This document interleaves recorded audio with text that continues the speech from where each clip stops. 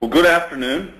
Thank you for joining us today for a discussion about the reach of extending the reach of school resource officers, security and campus police with IP-based life safety communication systems. My name is Tim Means. I'm Director of Product Management here at Metis Secure, and we're joined today by Joanne Pekic, who is our Marketing Director. Good afternoon. Today we'll keep the webinar to about a half an hour or so, so let's begin. Okay, let's briefly take a look at statistics for homicides and serious violent crimes in K through 12 and at colleges and universities. Active shooters tend to get the most attention, but it's also important to realize there are events like bomb threats and stabbings and abductions, all of which may require lockdown or evacuation type efforts on your behalf. There are also violent or other dangerous incidents nearby school that may require a lockout. In addition, there are attacks on teachers, sexual assaults, and fights among students. All of these things can require the use of emergency call tools. In 2010, the rate of serious violent crime against youth at school was 6.6 per 1,000 students. That gives you a pretty good picture of what's going on inside our schools today. According to a recent Campus Safety Magazine survey, only 29% of schools strongly agree that they are adequately prepared for an active shooting event, and only 22% strongly agree that they're prepared for a bomber. So there is understandably a high level of concern at all levels of educational institutions about being prepared in the face of violent attacks. So who is charged with protecting students, faculty, and staff when violence strikes? Large university campuses generally have a dedicated police department on site 24 hours a day. They also generally have a central dispatch organization that deploys response to distress calls. Smaller colleges or community colleges without a large population living on campus may not have an on-site police force. They often have security patrols. They may also have a hosted security arrangement with an off-site central station that responds to distress calls, alarms, or other problems. For K through 12 schools, security setups vary significantly from district to district. A large urban school district may have its own police force. For example, in Dallas, they spend about $13 million a year and have officers assigned to every high school and some middle schools. At the other end of the spectrum, some districts don't have any security officers on site. In these cases, principals, teachers, and staff, backed by the local police, are often responsible for security. In the wake of recent tragic events, many districts that have not had security officers in the past are now hiring them. According to the National Association of School Resource Officers, there were about 10,000 school-based officers nationwide before the incidents at Sandy Hook. Many new officers have been hired since then. These resource officers are often members of the local police and sheriff's departments. An estimated 1/3 of all sheriff's offices and almost half of all municipal police officers assign officers to serve in schools. Regardless of the size of security organization, school resource officers, campus police, and school security need emergency communication systems and tools to extend their reach and cover many people and locations at once. There are 5 things they need their communication systems to be able to do during a violent incident, and all 5 are in some way related to speed, both the speed at which they can communicate emergency instructions to everyone on site and the speed at which people in need can reach them and get help. The first thing school security people need from their emergency communication system is the ability to reach everyone at the site of an emergency within seconds. Violent incidents tend to erupt and proceed very quickly. It's become a cliche to say that seconds count, but in the case of violent incidents, they really do. Tools like mass email and text alert services are great for sending out less urgent information to large numbers of people. But they're inadequate when you need to immediately alert everyone at the site of a violent incident. And this is true whether it's an active shooter situation or something more common, like a violent fight at school that has gotten out of control. For that, you need a system at the site that lets you reach everyone at the scene almost instantly. The second thing school security people need from a communication system is the ability to communicate actionable instructions. People used to use their fire alarm systems for all emergencies because it was an almost instantaneous way to reach everyone. But evacuating the building is sometimes the worst course of action. In a violent situation, you need a way to tell everyone in one or multiple buildings to take shelter in a locked room and stay away from windows and doors. In the past, tone systems were put in place to notify people about different types of emergency. A set of incidents were defined in advance, and a unique tone or siren was assigned to each. Unfortunately, in a real crisis, these get confusing, even for people who have been trained to know what they mean. And for that reason, emergency voice instructions have become the standard for effective emergency communications. Many schools with a single small building and few or no outside areas or parking facilities to protect will just use their PA systems to tell everyone to lock down. And that's probably a good notification solution for a small, single-zone school, at least for incidents that don't involve loss of power. But intercoms and PA systems are generally too limited for larger sites. The third thing security needs their system to do is to target different instructions to different locations simultaneously. Again, for a very small site, this may not be necessary, and an intercom may suffice. But if a site has outdoor space like athletic fields or parking facilities, or multiple buildings, floors, or large areas, there will be an emergency that requires different emergency instructions based on location. For example, a shooter may be reported in a school building while a large group of students are at a nearby outdoor field, and there may or may not be a way to communicate with the outside group. If there's not, there should be. Well, that's right. You don't want to give that group the same lockdown instructions as the inside group. You could have students trying to re-enter the building or running from the site in a panic, putting them in danger and making it hard to account for them later.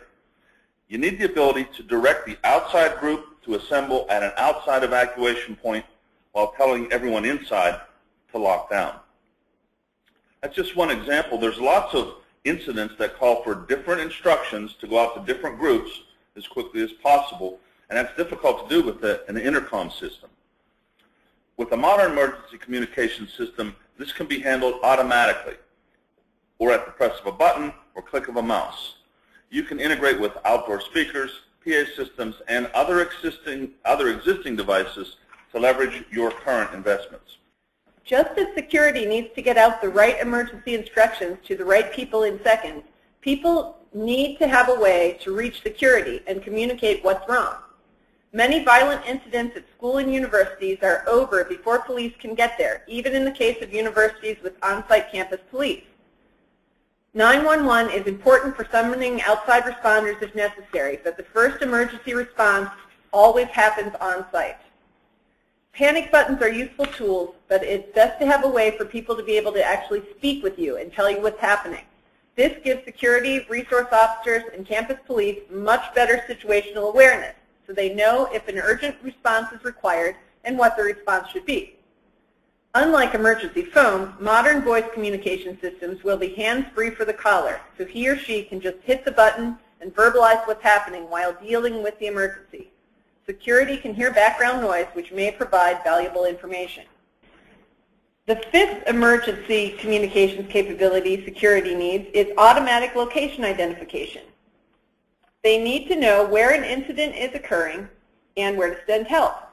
Modern IP-based systems can automatically identify a caller's location.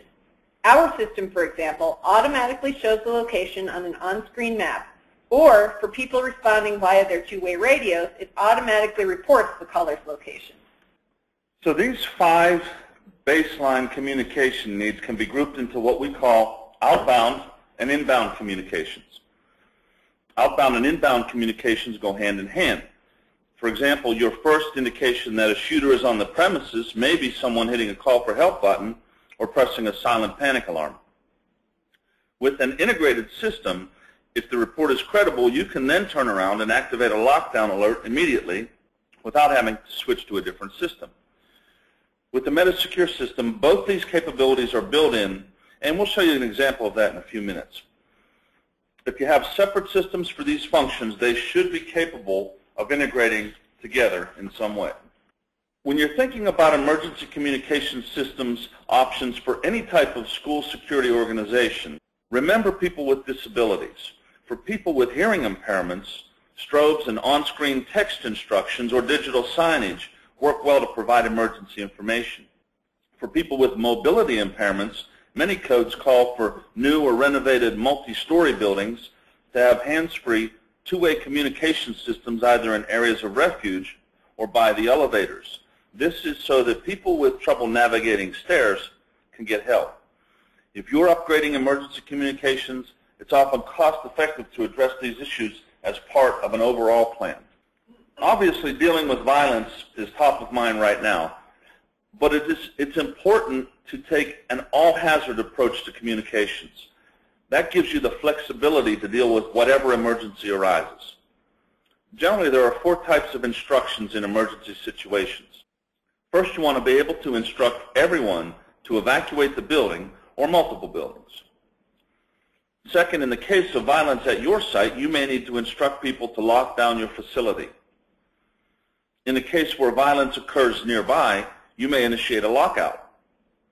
And finally, in cases of extreme weather or perhaps a hazardous materials spill, you need to instruct people to shelter in place. In all of these instances, pre-planned and pre-recorded voice alerts and instructions are very helpful. They give the ability to hit a button or click a mouse and the system is alerting in seconds. But it's also important to have the option to send a custom alert on the fly. For example, with our system, you use a text-to-speech capability to send out an on-the-spot custom alert. While there are common elements to an effective emergency communication system, these systems will look very different depending on the site and other security and life safety systems that are already in place. Here are some basic issues that will govern how a system will look at a specific site. The first is number of buildings and outdoor areas you need to cover. This includes parking areas, which may be targets for crime, especially after hours. Remote or lightly traveled areas are priority targets for emergency call stations, as are athletic facilities such as pools and outdoor fields. If you have a hosted security operations center, you can integrate video as well. For outbound notification tools, you'll want to make sure you can segment alert by indoor and outdoor areas, by building, floor, and even hallway or room. A second consideration is how the site is used. For example, whether people live on site, what types of hazardous materials are in use, whether there are people on site after hours, etc. Size and layout of the building or buildings are also a consideration. For example, large, sprawling facilities may have 10 entry points or more, which poses special access control problems. Emergency communication systems can be integrated with access control, so you can alert a designated person if, for example, a door is propped open. Construction type is also an issue, especially when you're considering installation issues such as hardwire versus Wi-Fi. For example, some old world construction buildings can be tough to penetrate with Wi-Fi, leading to communications dead spots. Your system should be flexible enough to overcome different types of issues related to construction. And finally, the overall threat assessment of the locality or region is important. Crime profiles, probability for extreme weather threats such as tornadoes or hurricanes, all of these will affect how you design your system. Another important consideration is how other security or life safety systems can be integrated with your emergency communication system and how these can further extend the reach of your security personnel. IP-based systems offer a lot of integration options. Here are a few examples we have on the screen. For example, you can put in place pan, tilt, zoom, or PTZ video cameras, and those can be directed to look at the help station when a button is pressed. So you're not only getting the two-way voice communications, but you're able to see into that environment to understand what's going on. Similarly, prop doors and other access control issues can initiate a system to alert in a local alert, or to alert only specific people. So once again, tying your emergency communication into your access control allows you to be aware of access control issues and respond more quickly and more effectively. Another great integration is to be able to pull handheld radios in to receive calls for help. We have some installations where the help button is pressed and that call goes to a handheld radio to a security officer out on patrol, and he can respond to that location quickly. Also, detectors such as gas detectors can trigger the system and evacuate a building or site if hazardous materials are detected. You know, things like carbon monoxide and materials that might be used in on-site labs. Other communication systems on-site and off can be integrated to make full use of existing investments and extend the reach of your system. So let's take a look at some examples of an IP-based emergency communication system. On the screen you'll see our emergency help stations. So we have an inside and an outside help station, and all of those have flashing lights, sirens and alert tones, emergency voice instructions, and LCD text instructions. In addition, each one's equipped with a help button and is equipped with a microphone that supports live voice two-way communications. A powerful benefit of an IP-based system is that it molds to how your security organization and your site are set up. It allows multiple people from on-site and off-site to use this system, including third-party security operations center. So Joanne has brought up our main screen, our main software screen, and so you can see when we look at the screen on the left-hand corner in this instant alerts window, we have a selection of pre-recorded, pre-programmed instant alerts. So with a single click, I can launch an alert for a tornado or a chemical spill or an active shooter or other high urgency event. To the right is our interactive map, and so in this map allows us to take a look at the campus or at specific facilities all the way down to the floor plan level. In the bottom left-hand corner, and we can expand that window, is a list of the requests for help calls that come in, so each call can be managed and reviewed in this space.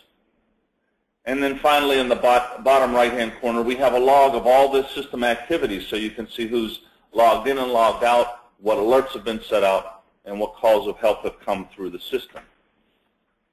That's a powerful tool for being able to understand what's going on in your facilities and being able to centralize your response to be most effective and most quick. So let's see the system in action. We've put together a few short video clips. The first is an instant alert using an example of an active shooter. In an active shooter situation, you can alert everyone at your site in seconds using an instant alert. To launch the instant alert with Command Center software, you simply click on the active shooter button and then click again to confirm and send the alert.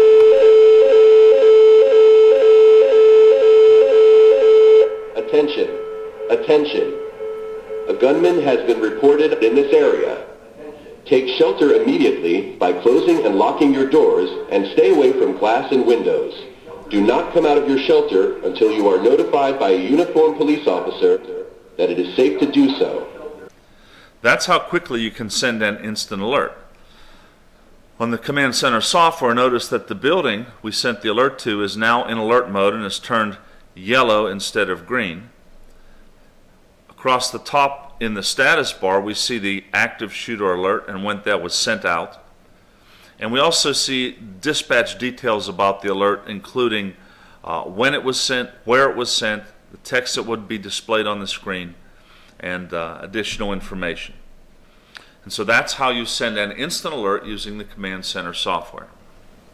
So now let's show you a brief clip of how the call for help works.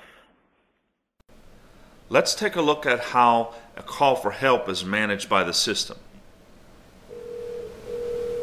Request for help. Request. This is a test of an emergency call for help. I've just pressed the help button and am now talking with you hands-free. I can hear you loud and clear. Can you hear me? I can hear you clearly as well. I can also see your location on the map. I can talk with you and find out what's going on and quickly send help if you need it. I'm going to hang up the call now. Thank you. So I can hang up the call. And now we see a couple of things. I see on the map the call for help is indicated by the icon for the unit, which is flashing. I can see my active calls for help, and the status bar identifies the current call for help. And I can also replay the audio conversation that I just had. This is a test of an emergency call for help. And that's how we handle a call for help in the Command Center software. Finally, let's look at several examples of the system and how it is set up at different locations. An emergency communication system should conform to the customer security organization, of course, not the other way around. That's one of the biggest advantages to an IP-based system. It's almost infinitely flexible and configurable. These systems often also offer a lot of opportunities for integrators and third-party monitoring companies. So here's an example of the system at a large college campus. A typical setup includes help stations both indoors and outdoors. These provide both outbound notification and inbound call for help features. The head end is generally software. Campus police, EH&S, and university relations may all use the system. The system generally is integrated with email and text alert services, as well as other security and life safety systems we talked about earlier. At a community college or smaller college, a typical system setup may again include indoor and/or outdoor help stations, but the head end may be software on a computer at a third-party central station. Emergency calls may also go directly to security patrols. College administration may take responsibility for sending out emergency alerts. In these cases, the software would reside on their computers as well. In both these cases, these systems are often budgeted and implemented in a phased approach over several years, providing a revenue stream for security integrators. One major growth area we're seeing is the replacement of old outdoor emergency phones with IP-based help stations. These can be hardwire or Wi-Fi, depending on the particular site challenges. Our system also uses a redundant wireless mesh net system for backup, so it continues to work even if phone and internet go down. So at a school district, the system setup is very different depending on the district's size and their budget. For a school with a large budget, for example, a big high school, there may be silent panic buttons or help stations in many locations.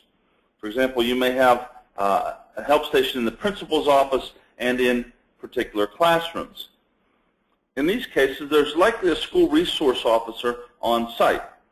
So when someone actually presses the request for help button, that call can go directly to the school resource officer. The system may be also set up to alert the school resource officer if a door has been propped open for a given period of time or there are other access control incidents. This provides tighter security and means that that officer has to spend less time walking around from door to door. And finally, emergency alerts can be launched using button or key switch hardware that would generally be located in the principal's office or the school resource officer's station. On a district level, the challenge is different. In the wake of incidents at Sandy Hook, districts are now looking at ways that they can better protect every school, including elementary and middle school buildings. But few, if any, districts have the budget to place a full-time school resource officer in every building. Instead, one officer is often responsible for several schools that may be miles apart.